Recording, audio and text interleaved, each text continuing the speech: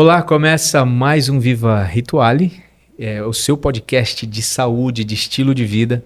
E hoje a gente vai continuar a nossa temática sobre ansiedade. A gente trabalhou com a doutora Márcia sobre ansiedade e hoje o objetivo é a gente trabalhar um pouquinho dos aspectos práticos para que você que está assistindo e lida, interage ou vivencia essa questão da ansiedade, você saiba como lidar e como resolver, de repente, uma situação que você esteja vivendo e esteja causando a você ansiedade.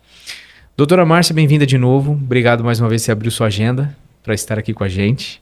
O primeiro encontro, acho que elucidou bastante coisa, desmistificou bastante coisa.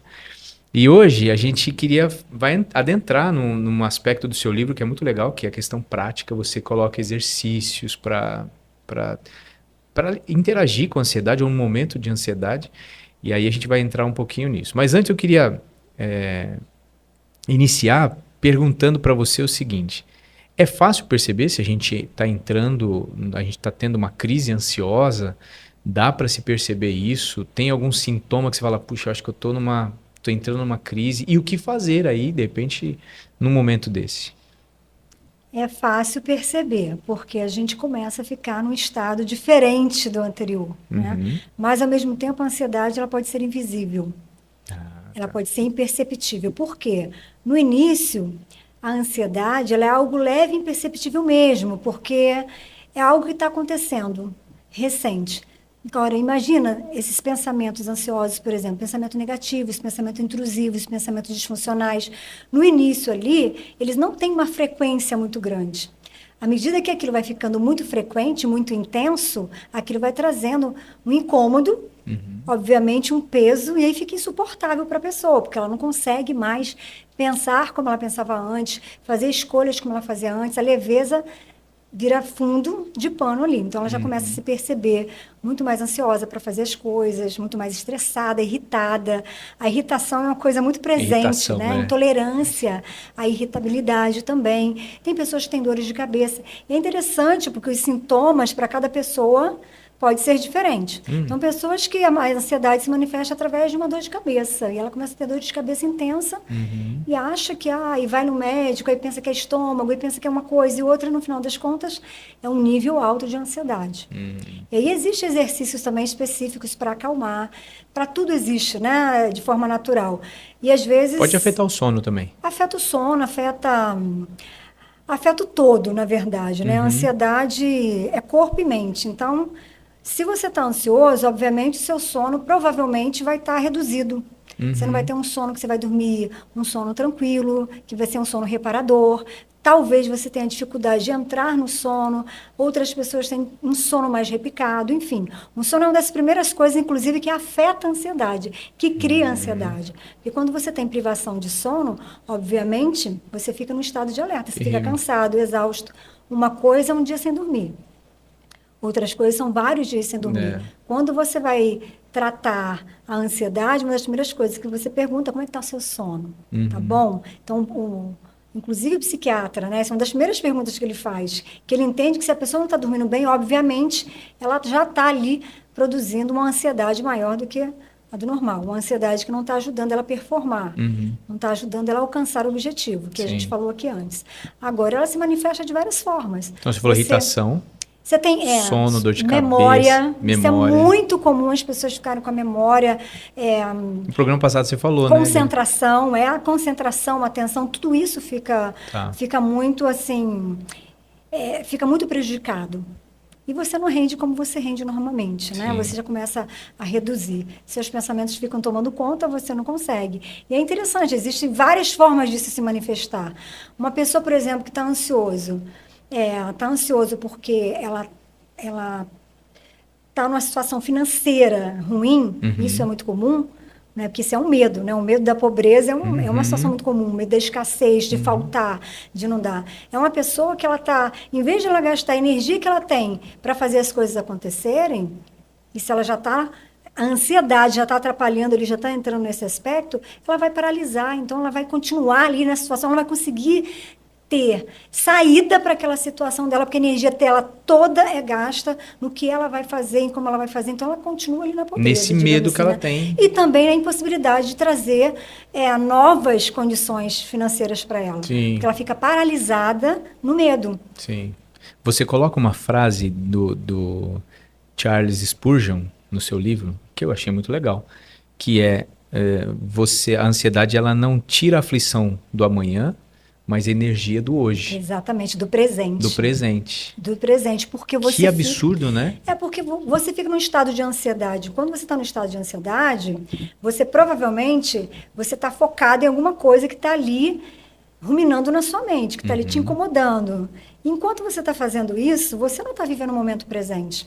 Né? E outra coisa, você não está vivendo o momento presente. E você está focado lá no futuro. Às vezes a gente está tão preocupado com o amanhã e a gente trabalha tanto hoje que a gente não vive o presente de hoje. A gente não vive as maravilhas de hoje, as pequenas coisas que acontecem hoje. Então, na verdade, eu penso que a questão da ansiedade com o presente e com o futuro, ela é muito interessante, porque ela não deixa você estar no presente, e ao mesmo tempo ela te rouba o futuro.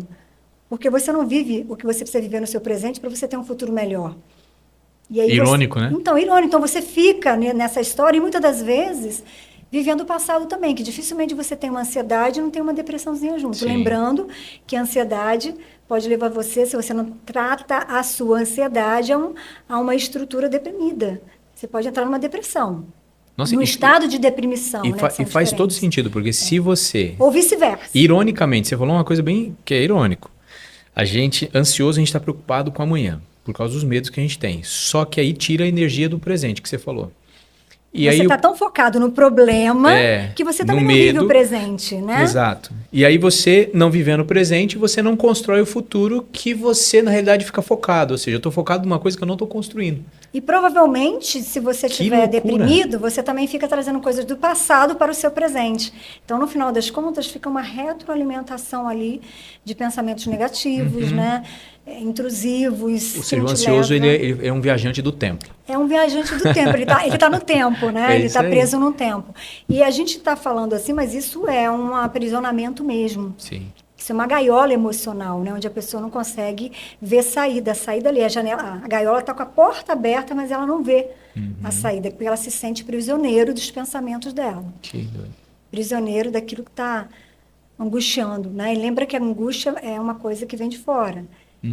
E a ansiedade é algo de dentro, né? Então a gente tem que tomar cuidado com isso, porque a gente pega muita coisa que está fora e põe para dentro. Sim. Internaliza isso. Interessante. Então, isso, a angústia vem de fora, a ansiedade de dentro. De dentro.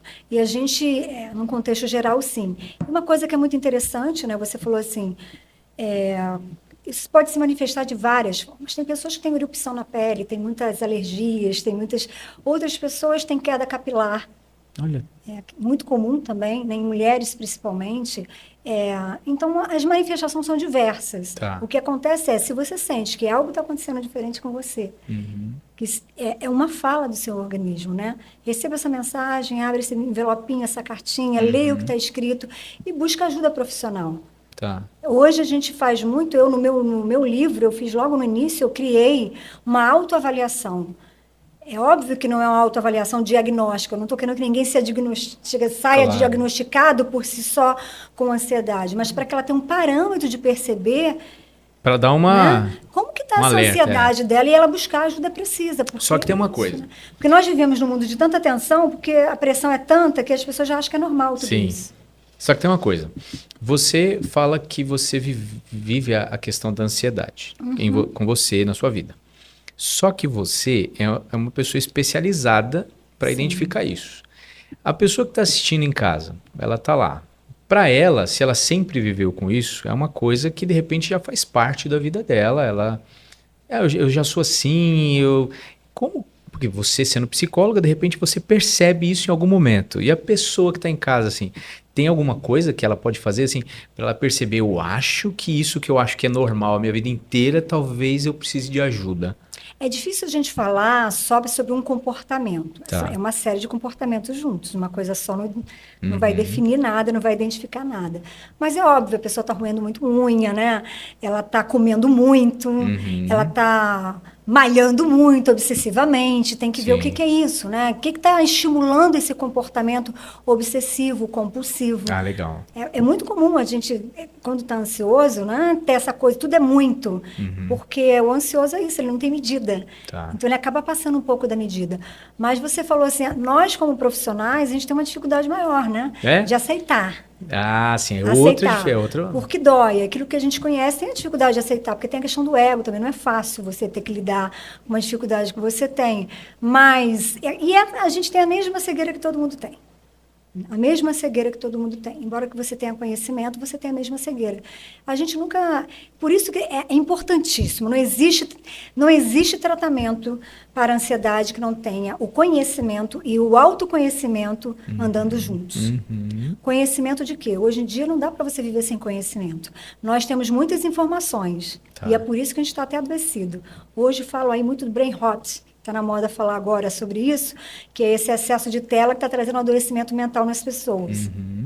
Por quê? A gente tem muita informação hoje, mas a gente não tem muito conhecimento. São informações. Você acha Nem que esse toda excesso de é informação gera ansiedade? gera Potencializa? ansiedade, É? obviamente. É? Obviamente, primeiro, a forma que a gente recebe isso é muita informação. Né? E o que fazer com isso, que às vezes a gente não tem o que fazer com isso. E não contando que tipo de informações é. Porque, vamos falar a verdade, né?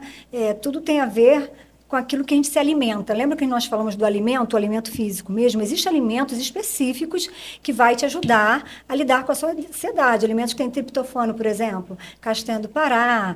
Tem alguns alimentos que são específicos que ajudam você na sua ansiedade, a diminuir, né? A sua ansiedade. Como tem alimentos que eles são prejudiciais, que são aqueles alimentos que... A bebida, por exemplo, ela é um estimulante. O refrigerante é um estimulante. O café é um estimulante. Então, para pessoas ansiosas, não é indicado. É indicado tirar todos Você toma todos café, esses doutora estimulantes. Eu não tomo, nunca tomei café. Porque se eu tomar café, ninguém me aguenta. Você está entendendo? Sim. Eu sou daquela que se eu tomo um copinho de Guaraná, sabe aqueles suquinhos de Guaraná que Já via? fica pulando. O Guarapuz, enfim. Sim. Eu ficava uma semana sem dormir. E fiquei uma semana até descobrir que era aquilo, para você ter noção. Então, assim, realmente é um estimulante, a pessoa vai dormir mal e às vezes nem sabe por quê. Entendi. Porque tem na sua alimentação refrigerante. Então, na alimentação, quando a gente fala em termos de ansiedade, não é só aquilo que você ingere, né, pela boca, mas é aquilo que você vê, é aquilo que você ouve. Sem dúvida. Então, assim, tem ritmos de músicas, por exemplo, que é um batido muito pesado, muito forte, pode ser legal, você pode gostar, pode te deixar feliz, mas aquilo não faz bem para o seu cérebro, porque aquilo vai te deixar mais agitado, mais hiperativo, mais ansioso. Estimulado, né? Né? O que você vê também. Tem pessoas que adoram ver filmes, né, de guerras, de terror, de coisas difíceis, e só notícias ruins. A gente acha que a gente domina tudo isso, mas isso vai eu tenho fazendo. filtro, né? Fala assim, eu sei Não tem. filtrar. Na pandemia, todo mundo viu que ninguém tem filtro. Não é? O filtro é muito baixo, a gente não tem essa capacidade de filtrar tantas informações ruins. Então, hoje, a gente trabalha exatamente com uma ideia de, olha, não tem como trabalhar só isso. Né? Não tem como trabalhar só a medicação. A medicação tem seu lugar. Tem pessoas que precisam tomar a medicação se ela está num estado agravante e já chegou naquele estado, ela não consegue sozinha fazer esse trabalho. Não vai conseguir ter, digamos assim, uma calma, uma concentração para fazer um exercício. Então, obviamente, a gente indica o profissional vai medicar, a gente vai entrar junto com essa pessoa, com os exercícios, com as atividades. No início, a gente trabalha mais a parte, né, vagal, que são exercícios mais rápidos, porque imagina, um ansioso não tem paciência de ficar ali fazendo digamos, um exercício meditativo maior, uma leitura. Quando você fala exercício meditativo, é uma leitura, né? Ele está ali pensando, ela está fazendo... ela não consegue ter concentração para aquilo. Tem pessoas que falam, eu começo a orar, daqui a pouco eu vou para Nárnia. E ela passeia, né? É o pensamento que ela não fala para. que vai do inferno ao céu. Por quê? Porque ela começa e eu falo, insista. Porque a oração é bom nisso. Você vai insistindo e você vai aprendendo a ancorar seu pensamento, aprendendo a organizar suas ideias, aprendendo a estar ali, focando ajuda na sua memória, na sua concentração, na sua atenção em tudo. Então, é o exercício mesmo que vai fazer você ficar melhor a cada dia. É o que você falou no outro programa. Exatamente. Que a gente aprende a correr correndo. Como que é o que você tinha falado? Corre correndo, anda andando, faz fazendo, e aí vai, né? É isso aí. E ora orando. Comendo, e ora orando, exatamente isso. Muito e bom. assim, as coisas, ela vem do esforço. Sem dúvida. É de um esforço. Então, não adianta você ir no psicólogo e achar que ele vai abrir uma caixinha e essa caixinha você vai sair de lá com todas essas questões resolvidas. Uma pílula mágica, né? Assim. Não tem pílula mágica, sem esforço, né? Sem disciplina, sem determinação, sem que você faça a sua vontade. Sim. Então, a gente tem que entender que o corpo é como um templo, né? Eu não vou nem levar para o outro lado, mas o corpo aqui é isso, o que você come, o que você vê, né, o que você ouve, é o que você traz para si, são as pessoas que você se relacionam. Então, tudo isso pode trazer ansiedade, inclusive no nosso meio social. Sim, sem dúvida. Cultural, relacional, as questões, né? Então, nem tudo é genético, algumas coisas são epigenéticas, enfim, é uma série de contextos que vai agravar ou não. Que pode ser, inclusive, disparadores, né? A gente não sabe, né, todas as tendências que a gente tem. Tá, mas né? aí a pessoa, ela começou a entrar numa crise. Algumas pessoas relatam que o pensamento não para, relata taquicardia. É normal isso daí dentro de uma crise ansiosa. É esperado dentro de uma crise ansiosa essa taquicardia. O que mais que acontece? Então, existe a diferença da crise de ansiedade, acho que falei ontem um pouquinho sobre isso, e do transtorno de ansiedade. O transtorno de ansiedade, ele vem de uma forma mais avassaladora. Sim. Em 10 minutos você chega no pico máximo, foi o que eu falei ontem, né? Agora, a crise de ansiedade, ela já é uma ansiedade maior, mas que acontece de uma forma um pouco mais pontuais e constantes. Ela tem uma durabilidade maior e uma intensidade menor que o transtorno do pânico. E ele começa a perceber que ele fica, obviamente, tanto a crise de ansiedade como o transtorno do pânico, eles sentem as mesmas coisas. O que muda é a intensidade. Tá. E às vezes tem uma questão da frequência também. Então, sente a sudorese, é o que eu falei para você, dor de cabeça, tremores, muitas dores no estômago. Tem muitas pessoas que têm refluxo, tem pessoas que ficam com pele, né? Com muitas irritabilidades na pele, coceira. Você sabe que depois daquele acidente que eu vivi com a minha família, que a gente capotou o carro lá, que a gente... Foi 2022, eu acho que foi. Foi bem terrível, né? E você sabe que eu tive uma crise de ansiedade. É natural. Porque depois a Flávia, minha esposa, viajou com as crianças e eu acordei, eu tava não conseguindo respirar direito e meu pensamento me angustiando, meu coração, eu até falei, será que isso é uma parada cardíaca, alguma coisa assim? Você sabe que eu levantei, no dia eu ainda falei, eu preciso ligar para alguém para conversar, porque eu tô... Mas aí eu ajoelhei, eu fiz exatamente aquele exercício da oração que você falou, a ancoragem, né, que você fala, realmente acontece ali. Eu fiquei uns 15 minutos orando, Márcia, ali, e naqueles 15 minutos... Você conseguiu acalmar. Para mim, foi impressionante que a respiração foi voltando, foi acalmando, eu levantei, deitei, dormi, depois tranquilo. Foi muito impressionante isso daí. Às vezes as pessoas falam que a ansiedade... E as pessoas têm ansiedade porque elas não têm Deus, né? Isso é uma coisa muito cruel. E dos próprios pessoas que se dizem cristãos, às vezes. Porque a gente hoje sabe que a ansiedade, ela ocorre por diversas circunstâncias. Sim. E nem todas as pessoas vão conseguir fazer como você fez, de ajoelhar e orar e de focar. Às vezes elas vão estar tão ali eufóricas com a situação, tão hiperativadas, mas a amígdala vai estar tão hiperativada que antes de fazer isso, ela pode pegar um gelinho, colocar na mão, segurar o gelo. Quais exercícios? Fala aí, você fala do seu vários. livro. Você pode pegar o gelo e colocar na mão, porque o gelo, imagina, ele dói, né? Se você aperta o gelo, ele dói ali. E aí, quando ele está doendo, você fica focado. Então, aquilo desfoca do seu pensamento. Legal. Você pode botar o gelo na testa, tem pessoas que colocam o gelo aqui atrás, né, que aqui, de alguma forma ali, vai também, de alguma forma, estimular o nervo vago. Tem pessoas que podem... Eu gosto muito de um exercício, eu vou ensinar aqui para vocês, tudo bem? Tá, claro. Tá? Eu gosto muito de fazer a pessoa sair da onde ela está. Sabe? É fazer com que ela saia do pensamento. Às vezes ela nem sabe o que ela está pensando, a coisa é tão rápida, ela não consegue se dar conta ainda. Mas certamente tem um pensamento intrusivo ali que está levando ela a ter todo esse sintoma, obviamente. Né? Então, o que acontece? Lembrando, transtorno do pânico a pessoa não sabe necessariamente, na maioria das vezes, o porquê que ela está tendo isso. Tá, não faz Na nem crise de ideia. ansiedade, geralmente a pessoa sabe que ela está passando por uma situação, um problema, um transtorno do pânico. Na maioria das vezes, ela nem sabe por que está tendo aquilo. Às vezes, ela está tão calma, estou tão tranquila e aconteceu. Olha aí. Naquele momento de desespero que ela passou, não aconteceu. Ela pode acontecer depois de um trauma, uma situação pós-traumática, foi o que você viveu, porque foi uma situação, né, assustadora mesmo. Pode acontecer ou não. Mas o que eu quero dizer? Um trabalho de desfoque. Eu gosto muito de usar exercícios de ground, que significam coragens, onde você vai tirar a pessoa do pensamento ali, ruim, negativo, e vai desfocar para outra coisa. E como ela pode fazer isso? Tem várias formas de fazer isso, né? Eu vou ensinar um ground completo aqui, que esse ground é completo, ele dá um pouquinho de trabalho. Mas fala o que é ground, que no programa passado... Ancoragem. A ancoragem, tá. O ground é uma ancoragem, é ajudar você a ficar no aqui e agora, presente, legal, no momento presente. Você vai ancorar no aqui, tá? Show. Então, uma coisa que você pode estar fazendo é usar os 5 órgãos dos sentidos para isso. Você pensa, você olha ao seu lado, começa pelo 5. E aí você olha 5 coisas que você está vendo aqui na sala agora. E aí você começa a falar o que você está vendo e caracterizar o que você está vendo. Exemplo, eu estou vendo ali, né, um quadro. Esse quadro é quadrado. Esse quadro, ele é uma imagem de uma casa. Esse quadro tem material de madeira do lado, né? E você vai falando todas as referências desse quadro. Descrevendo ele para você. Vai descrevendo. Aí você passa para a cadeira, você passa para o relógio, você passa para o sofá. E aí você já dispersou sua mente do que estava aqui. Do seu passado e do seu futuro. Isso é uma fuga estratégica. Muito bom. É para ser usado nessa hora. A gente tem que entender uma coisa.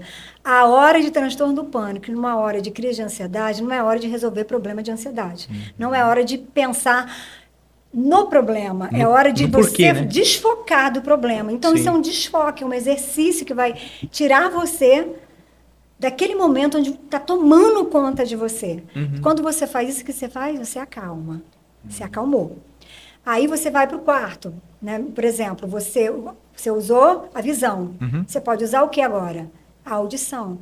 Fecha seus olhos, presta atenção. Por que a gente pede para fechar os olhos? O ansioso fica com o olhinho assim, né? Ele não para. Então, às vezes, ele não consegue se focar se ele está de olhos abertos. Fecha os olhos, preste atenção em tudo que ele está ouvindo naquele espaço. Barulho de pássaro, barulho de chuva que nós estamos ouvindo aqui, entendeu? O som da natureza, tudo. E ele vai falando aquilo com ele. Depois, ele vai indo para o quê? Qual que seria o próximo órgão no sentido? A audição, já falamos a visão, a audição, o olfato. Ele pode prestar atenção, fechar os olhos. Se ele tiver alguma coisa na bolsa, mulheres têm bolsas, né, com batom, com creme, ela pode tirar isso e ela pode ir sentindo, prestando atenção. Ou ela pode simplesmente fechar os olhos e começar a pensar nos cheiros que ela está sentindo daquele ambiente. Respira fundo, entendeu? Também. Respira fundo, vai pensando. Se pergunta se esse cheiro, se esse pensamento, se isso que ela está ouvindo relembra algum lugar. Olha, ela está desfocando. Né? E assim ela faz com aquilo que ela está tocando. Ela pode levantar, tocar as coisas, sentir as texturas. Ela pode fazer só o primeiro, só o das características, que já é uma coisa bem, né, digamos assim, grande. E ela pode fazer de todos os órgãos dos sentidos. Quando ela fez isso, já passou, a ansiedade já foi. Sim. Ela acalmou, aí sim ela faz a respiração. Por quê? Ela acalmou. Agora, quando ela fizer a respiração, ela vai oxigenar o cérebro dela. Tá. Quando você faz uma respiração, você oxigena o seu cérebro, ele vai produzir dopamina, serotonina, que vai mudar o seu humor, vai te acalmar ali na hora mesmo, de imediato. Então, é bem legal fazer isso. São exercícios de remédio mesmo. Né? Agora, você está por exemplo, você está no avião. Alguém está precisando da sua ajuda lá. Você percebe que tem alguém com ansiedade ali. O que você vai fazer do lado? Você tem ideia do que você possa fazer? Eu? Agora que você está me falando, eu vou falar assim, como fecha pastor, o olho. Eu acho que você faz direitinho aí. eu vou seguir seus exercícios. Eu vou falar, fecha o olho, respira, olha só. Ou abre o olho e identifique alguma coisa. Você pode fazer junto com ela, inclusive. Junto com legal. ela. A primeira coisa que você pode fazer com uma pessoa assim... De ground. Eu não vou esquecer mais essa palavra. Se você puder, segura a pessoa, dá a mão para ela. Sim, para ela Ela encostar. sentir que ela está segura, que ela está firme, que ela pode, Pessoas né? no avião em pânico falam que o Exatamente. toque ajudou muito, Muito né? importante. Se você puder vincular o olhar com ela, olhar para ela, vincular, fazer com que ela te ouça e começa a conversar com ela, não sobre o medo dela e Sim. não sobre histórias terríveis, mas busque uma história, busque contar uma coisa sua muito fantástica, né? Uma coisa muito interessante. Pergunte sobre o que ela gosta rapidamente ali e entra num assunto porque ela se dispersa. Você está fazendo ela fazer um grounding. Tá. Depois que ela acalmou, aí você pode fazer uma respiração com ela. Uma oração, alguma coisa assim, tá? Exatamente, tá? Entendendo o seguinte, que a questão da respiração, porque se você não está acostumado a fazer a respiração todos os dias, né? O que acontece é que na hora do desespero você não vai conseguir. Por isso que a gente sempre fala, faz uma ancoragem antes, depois faz a respiração. Justo. Entendeu? Justo. Às vezes, até antes da pessoa, assim, eu vou orar, não está conseguindo, faz uma ancoragem antes, depois você faz a respiração. Depois você faz a sua oração. Ou faça uma respiração antes e depois você faça a sua oração. Porque você oxigenou, você acalmou, você produziu neurotransmissores necessários ali para te dar relaxamento e calma, e foco, e atenção, e concentração. E a oração ali vai ser uma entrega, né, daquilo que você sentiu, porque você não pode negar o que você está sentindo. Senão você não trata, não cuida. Eu Né? acho que essa é uma das dificuldades das pessoas, que eles acham que eles não têm adoecimento porque tem Deus. Né? E a verdade é que a gente tem que A usar gente está num mundo de complicações, né? de dores. De dores. Né? E isso vai acontecer. Então, é usar essa sua fé, né, como uma entrega, como uma situação de entrega. Pega esse seu probleminha, entrega para Deus, deixa Ele resolver. A sua função ali é conversar e falar. Por isso que às vezes a pessoa tem que se acalmar, porque ela está tão já hiperativada, ela vai falar dos problemas dela, das dores dela, e aí ela não consegue focar. Essa parte não é de Deus, essa parte é dela. Sim. Por sim. isso que não é muitas das vezes bom você ficar na hora do seu problema, ali, da sua dor, do seu desespero, do seu pânico, e levar isso. Esse é o momento de você fazer gratidões, né? Você falar sobre entrega. Eu confio em ti. Entrega, exatamente. Essa é a palavra. Faça o melhor para mim. Né? Porque a ansiedade, de alguma forma, é uma tentativa da gente ter controle daquilo que a gente não controla de fato. Que você falou lá, é o amanhã, é o futuro. Então, quando você entrega... E aí a gente entra num campo muito interessante, porque você fala do exercício, de um remédio da psicologia, da sua área, para um momento que nem aquele negócio. Tô com dor de cabeça, vou tomar um remédio. Sim. Agora, quando você fala na sua história que você falou no programa passado, e se você não acompanhou o programa passado, volte e acompanhe, porque a doutora Márcia contou como foi para ela escrever esse livro, como foi esse encontro, essa experiência que ela viveu espiritual. E quando você fala isso, Márcia, o que acontece é o seguinte, principalmente na medicina do estilo de vida e tudo que se trabalha aqui no Rituale, é um aspecto preventivo. Com certeza. Eu estar indo no seu consultório e cuidando previamente, eu estou, como você falou, né, da gestão das emoções. Você está construindo comigo ferramentas para eu lidar nos momentos desafiadores. O momento desafiador, inevitavelmente, a vida vai trazer, porque ela traz contingência, a vida é cheia de contingência, está vivo. Ansiedade é sobre estar vivo. A construção, porque quando você fala assim de entrega, e essa experiência que eu contei para você, eu fico pensando, será que se eu não tivesse uma relação construída previamente, provavelmente, de confiança, você acha que eu entregaria? Então, isso é muito pessoal, muito individual, mas Claro. provavelmente não. Por isso que a maioria das pessoas, em vez de orar, elas não estão orando, né? Elas estão remoendo, e elas estão jogando Sim. toda a responsabilidade ali para Deus, digamos assim, né? E nós temos a nossa parte, Sim. Em tudo que é nosso, nós temos uma parte que é ativa e que é nossa. Agora, o que a gente tem que fazer é descansar sobre ele, descansar Eu sobre preciso confiar, isso, né? então. Olha que coisa interessante, você está falando, e do ponto de vista aqui, que a gente tem uma experiência, uma lembrança bíblica, Davi. Imagina quando Davi chegou lá em Ziglac, eu acho que é assim que fala o nome, né? Ele chegou lá, estava tudo destruído, os amalequitas destruíram tudo aquilo. E os próprios homens de Davi se viraram contra ele. Imagina o desespero, né? Seus próprios homens, soldados e tal, se virando contra você. E Davi, o que ele fez? Ele saiu dali e ele não demonstra o relato ali, em nenhum momento, que ele ficou focado no medo do que aquilo que acontecesse, mas ele foi orar. E quando ele orou, ele entregou. porque ele também não estava entendendo o porquê daquilo. Então ele entregou. Minha vida está nas suas mãos. Se isso está acontecendo, é porque é para acontecer, né? E se é para acontecer ou não, eu não tenho controle disso, mas o senhor tem. Uhum. Então, que faça o que tem que fazer e me ajude a ter condições, porque ele era o líder, ele tinha que liderar aquelas pessoas, Sim. né? Então, ele não perdeu ali o controle dele, pelo contrário, ele descansou, porque ele tinha tanta fé. Davi era um homem de tanta fé, e a gente sabe disso pela história dele, com todos os defeitos que ele tem, todos nós temos, mas ele era isso, era contínuo essa entrega. Então, ele fez aquela entrega ali, e aquela entrega fez toda a diferença. Sim. Foi assim a vida inteira de Davi, porque a vida dele não foi perfeita, como a nossa não é perfeita. E o que é muito interessante nessa coisa da entrega é que essa coisa até do meio da espiritualidade, de um grupo religioso, facilita em muitas questões também, porque acaba trabalhando questões como perdão, Sem como dúvida. culpa, né? E isso é muito importante, porque se a gente carrega a culpa, obviamente você vai viver ansioso.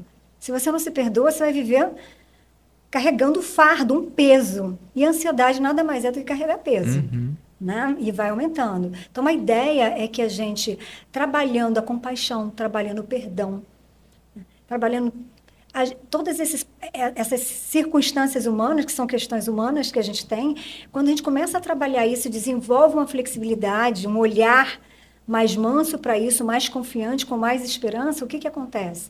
A gente tem uma resposta melhor também. A gente consegue tomar melhores decisões, a gente consegue se acalmar mais, ter mais equilíbrio. E isso faz toda a diferença na nossa relação com as pessoas também.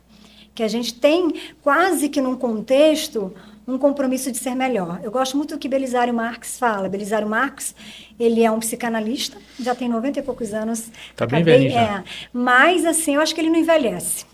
Ele é uma pessoa assim, incrível, ele inclusive é um cristão, a gente sabe disso, né? E tem vários livros, e ele fala assim: a maior missão do ser humano aqui nessa terra é se conhecer. Aí imagina ele falando isso no meio religioso. Algumas pessoas pensam, a maior missão é ide, pregai.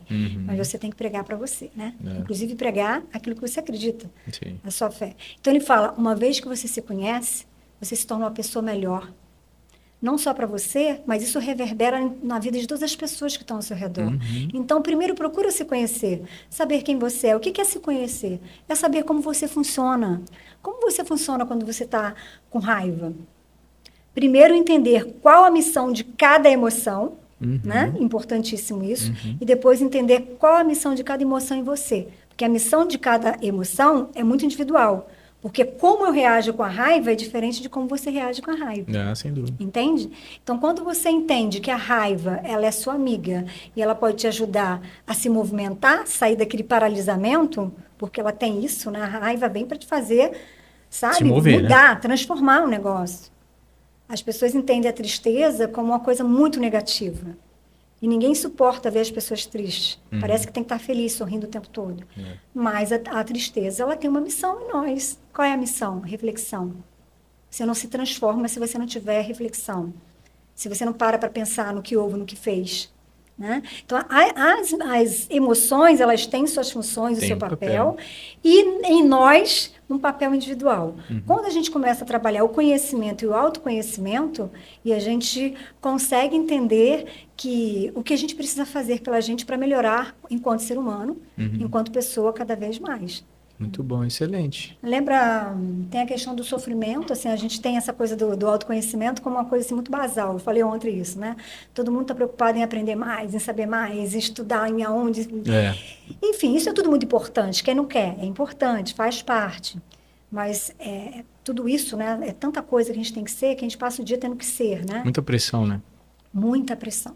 E a maior gestão emocional é você aprender a diminuir a pressão. Essa intensidade, essa cobrança que a gente faz, porque a gente tem que performar em tudo. Então, e a gente tem que saber de tudo hoje. Com tudo isso. É aquela pergunta, será que a gente tem que saber mesmo? Será, tem, né? Porque na verdade não tem. E não vai saber. Só que a gente acha que vai. E a gente fica nessa briga constante, né? Do eu com eu mesmo. Mas uma coisa que é interessante dizer, assim, quando você está na sua zona de conforto, você não quer mudar, né? E na maioria das vezes a gente acha que a gente está aquecido, está confortável, está bem. Eu gosto da metáfora do frio. Então, um frio tremendo, você está ali, tem uma cobertinha, né? A cobertinha está ali, você está naquele gostosinho. Aí chega alguém, tira a sua coberta, puxa a sua coberta, você vai ficar feliz? Não, você vai ficar irritado. Chateado, vai até brigar, se você puder, né? Mas o que você vai fazer? Você vai começar a arrumar forma de se aquecer. Daqui a pouco você vai perceber que se você ficar paralisado ali, querido, você não vai se aquecer, você vai morrer. E aí o que você faz? Você levanta, vai buscar formas de se aquecer. É assim na vida. É para isso que serve o autoconhecimento, para a gente buscar formas, ferramentas, né, para nos aquecer, para nos ajudar, não só para sobreviver, mas para viver melhor. Sem dúvida. E a questão do autoconhecimento, quando você fala, é muito interessante porque muitas vezes a gente não sabe de onde partir para se conhecer. Porque precisa ter um ponto de partida. E às vezes as pessoas ficam meio... Quando você vai vendo as pessoas em busca de si, elas estão meio... Não sabe se elas olham porque elas gostam, se elas internalizam. E aí fica nessa bagunça de onde eu parto, né? Quando você junta isso daí ao que você falou de entrega, eu acho que também tem um ponto importante ali. Você não acha? De Deus ele ser um ponto de partida para ajudar a gente a se entender, a se conhecer. Eu entendo, sim, como cristão eu entendo, mas sei que muitas pessoas não entendem dessa forma, né? Mas cada vez mais a gente tem visto e a própria ciência tem visto o benefício disso, né? O benefício de pessoas que estão ali e acreditam em algo, ou seja, tem alguém que não é como você e como eu, né? Falho. Sim. E que a gente possa entregar e que a gente possa ter essa esperança, é óbvio. Eu sempre trabalho dentro da minha clínica com aquilo que a pessoa traz. Sim. Porque eticamente eu tenho que respeitar a sua crença. E eu sempre pergunto exatamente isso, né? Se você diz que acredita, por que você está agindo dessa forma? Por que você está tão ansioso? Isso é cruel, porque a gente acredita, mas é uma coisa química também. É muito louco isso. Aí você começa a se culpar, se questionar. Então, eu penso assim, para quem acredita em Deus, eu acredito em Deus, isso para mim é meu ponto de partida. Sim. E é o meu ponto de chegada. É o meu ponto de partida e é o meu ponto de chegada. Que no final das contas, isso me traz muita força. Né? E a gente entende cada vez mais as pessoas, quando aprendem realmente, quando aprendem a se deixar. Porque eu vou falar uma coisa para você, grande parte da minha vida eu falei que fazia isso e verdadeiramente eu não fazia. Então, todos nós vamos ter nosso momento, né? Sim. Onde a gente vai ter que ser medido por nós mesmos. E quando a gente está buscando se conhecer melhor e experimentar algumas coisas, né? E a gente tem que tomar cuidado com o que a gente experimenta. Claro. Porque as experiências, os experimentos, eles transformam vida. Então, você também tem que saber quais são seus valores, aonde você quer chegar. Perfeito. Então, nem tudo é para todos. Exatamente. Nem tudo é para todos, né? E a gente não vai ver a vida provando de tudo, fazendo tudo, porque não tem como, né? Não tem como. Eu gostaria muito de correr de Fórmula 1, mas improvável que eu vou fazer isso. É né? improvável. Tem coisas que a gente fala e as pessoas ficam até ofendidas, porque elas têm experiências espirituais muito significativas e importantes, utilizando algumas... Enfim, utilizando algumas coisas. E a gente tem que entender o cuidado enquanto profissional que eu tenho que ter para dizer, olha... Nem isso não serve para todos. Sim. Isso é uma experiência pessoal. Né? Então, no final das contas, nós construímos essa experiência. Né? Mas, é claro, a própria ciência fala, quando você tem algo que você possa descansar, isso já é um ponto de partida e um ponto de chegada também. Né? Você não se sente sozinho, você se sente motivado, estimulado, isso automaticamente a gente renova as esperanças. É o que você falou no nosso encontro passado. O cérebro ele tem o espaço para esse desenvolvimento espiritual. Sim, tem. Então, de repente, o que muda é só a maneira como, a metodologia ou a maneira como vai se desenvolver. Mas, na realidade, alguns vão se depositar absolutamente na ciência ou em outras coisas, outros vão para a área cristã, outros vão para o islamismo, outros vão... E aí, áreas diversas. Mas de uma certa forma, a gente vê que o cérebro ele precisa desse algo a mais, né? Essa coisa mais que dá um propósito além, Sim, que... essa é a palavra, Uhum. propósito. É. Né? O que a neurociência fala, ela é muito clara em dizer, eu coloquei aqui no livro de uma forma bem simples, né? Eu fiz um livro que fosse para todos poderem, de alguma forma, alcançar. Fica E fluido. ele fala que a presença de Deus traz um propósito e um significado para a nossa vida, que muitas das vezes você não encontra na espiritualidade e em algumas outras coisas que as pessoas buscam. Então, traz um ponto, de uma estrutura, um propósito, um sentido para a vida. É. E aí... Sabe por quê, Márcia? Porque quando você me fala, eu li esse trecho no seu livro, achei muito legal, e é isso mesmo. Quando você fala de entrega, por exemplo, eu entrego algo para você, porque eu sei que você sente, que você pensa.